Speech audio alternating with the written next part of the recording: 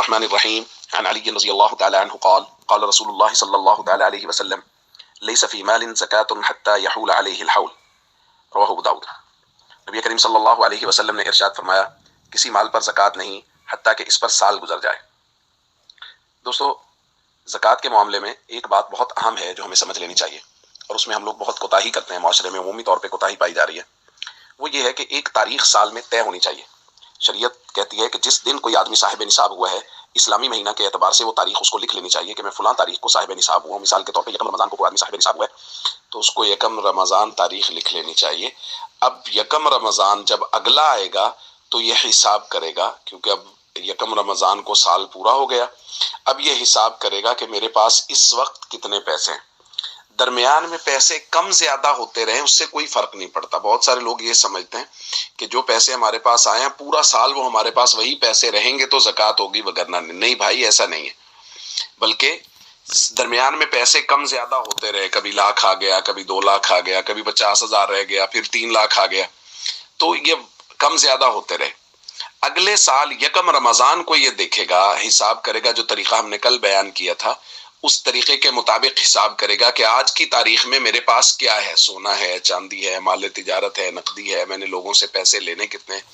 ان کا ایک چارٹ بنائے، ان کی ایک فہرست بنائے اور حساب کرے۔ تو یہ بات ذہن نشین کر لیجئے زکوٰۃ کے باب میں کہ ہمیں ایک تاریخ مقرر کرنی ہے اسلامی مہینے کے اعتبار سے، اور ہر سال اسی تاریخ کو حساب کرنا ہے، اور اس تاریخ میں جو ہمارے پاس موجود ہے اس پر ہمیں زکوٰۃ دینا ہے۔ اگر کوئی مال اس تاریخ سے 10 دن پہلے ہمارے پاس آ گیا، ہمارے حصے میں کسی نے ہمیں کوئی چیز ہدیہ دے دی، کہیں سے کوئی چیز آ گئی، ایک آدمی کے پاس پورا سال 1 لاکھ روپے رہا، یکم رمضان سے 10 دن پہلے کسی نے اس کو 10 لاکھ روپے ہدیہ دے دیا، تو اب یہ یکم رمضان کو 11 لاکھ کی زکوٰۃ دے گا،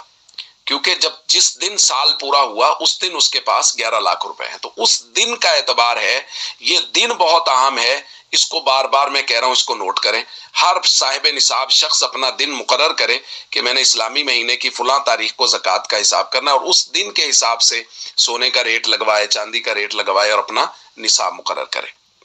دوسری یہاں یہ درخواست کرنا چاہ رہا ہوں کہ کل ہم نے جو بات کی تھی کہ اگر کسی کے پاس صرف سونا ہے تو جب تک 7.5 تولہ نہیں ہوگا، صرف چاندی ہے تو جب تک 52.5 تولہ نہیں ہوگی، یہ اس صورت میں ہے کہ جب ایک ہی چیز ہے اور کوئی چیز اس کے ساتھ نہیں ہے، صرف سونا ہے، چاندی، مال تجارت، نقدی کچھ نہیں ہے، صرف چاندی ہے اس کے ساتھ اور کچھ نہیں ہے، تو جب تک وہ 52.5 تولہ نہیں ہوگی زکوٰۃ نہیں ہوگی۔ لیکن اگر کسی کا نصاب مکس ہو گیا ہے، اس کے پاس سونا بھی ہے تھوڑا سا، 1 تولہ سونا پڑا ہے، 1 تولہ چاندی پڑی ہے، تو اب یہ سونا 7.5 تولہ نہیں، اس کی اب شرط ختم ہو گئی، چونکہ اس کے ساتھ دوسرا نصاب مکس ہو گیا، تو اب ان کی قیمت کا اعتبار ہوگا۔ مثال کے طور پہ سونا 2 لاکھ روپے ہے، چاندی جو ہے وہ 2100 روپے تولہ ہے،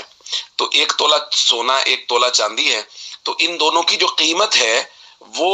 52.5 تولہ چاندی کی قیمت سے زیادہ، چونکہ 52.5 تولہ چاندی کی قیمت جیسے کہ ہم نے کل بھی بات کی تھی وہ تو 1,10,000 روپے ہے، تو اس لیے جب نصاب مکس ہو جائے گا تو پھر 7.5 تولہ سونا کی شرط بھی ختم ہو جائے گی، 52.5 تولہ چاندی کی بھی ختم ہو جائے گی، بلکہ ان کی قیمت نکال لی جائے گی، اور قیمت اگر 52.5 تولہ چاندی کی قیمت سے زیادہ ہو جائے گی تو زکوٰۃ دینا لازم ہوگا۔ تو یہ بات آج ضروری طور پہ سمجھ لیجئے کہ ایک تو دن مقرر کریں، صاحب نصاب تمام لوگ اسلامی مہینے کے اعتبار سے تاریخ مقرر کریں،